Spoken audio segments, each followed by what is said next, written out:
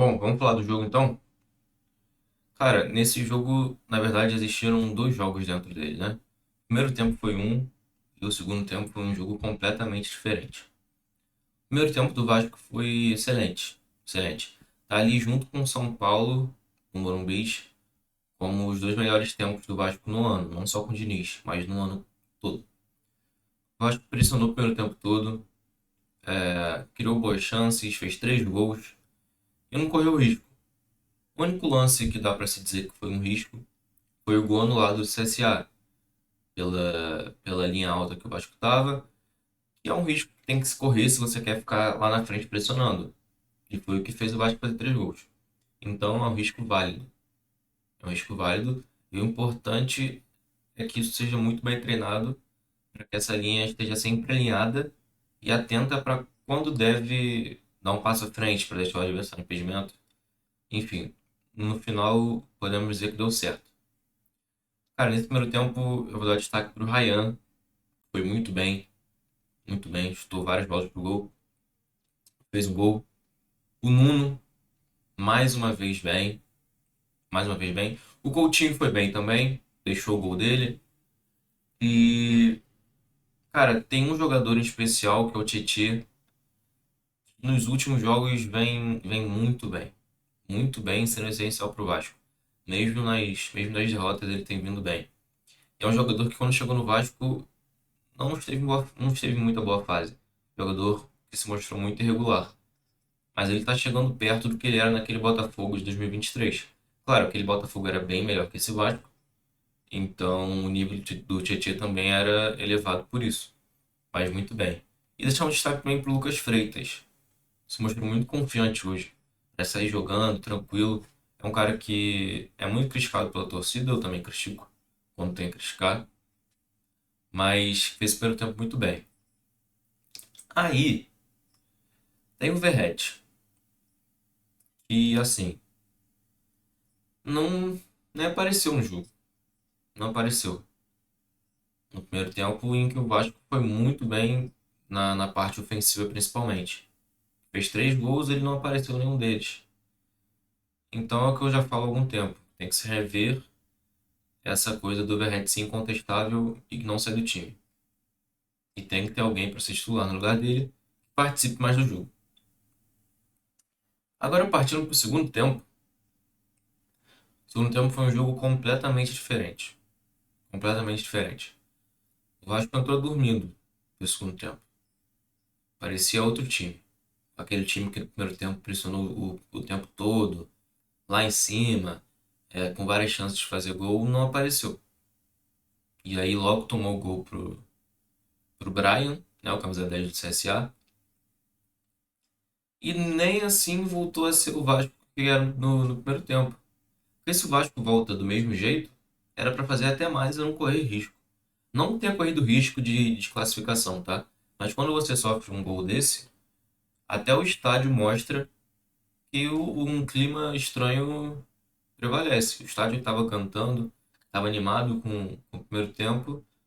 Quando volta o segundo tempo e vê que o Vasco volta diferente, já volta amigo mais ou menos. E quando sofre o gol, o estádio cala.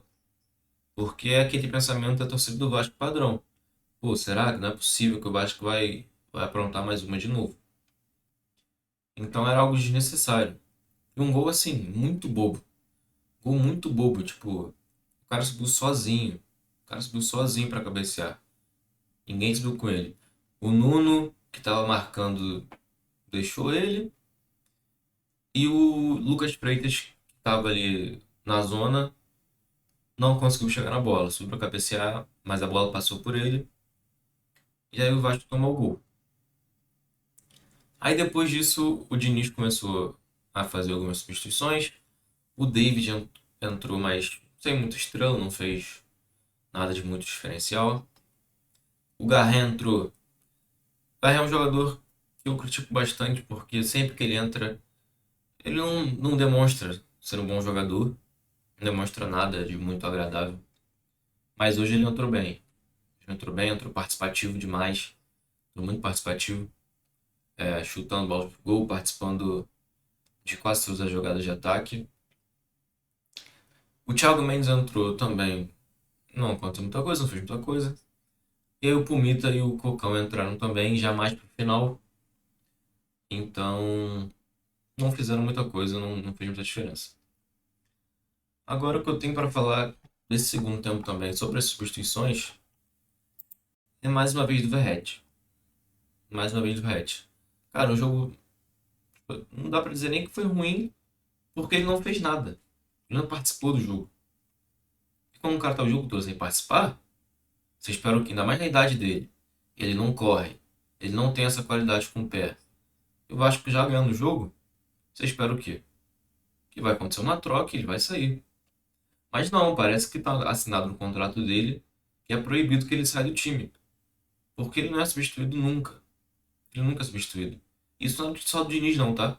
É do Diniz, era do Carille, e vem de muito tempo, vem de anos, dele não ser substituído. E é uma coisa que de verdade eu não entendo. Bom, eu falei de alguns jogadores. Hugo Moura hoje entrou de zagueiro, né? Nessa coisa do Diniz botar volante de zagueiro. Antes do jogo começar, eu tinha achado meio exagerado. Falei, pô, isso é uma coisa para se fazer no final do jogo, que precisar do resultado. Tira um zagueiro, bota um atacante e tal e recua. Mas acabou que não comprometeu e realmente qualificou a série de bola. O PH mais uma vez bem, fisicamente ele é monstruoso. Errou alguns cruzamentos hoje, é verdade, mas não comprometeu lá atrás. Piton bem também, com mais um jogo seguido de assistência, né? Já tinha dado duas.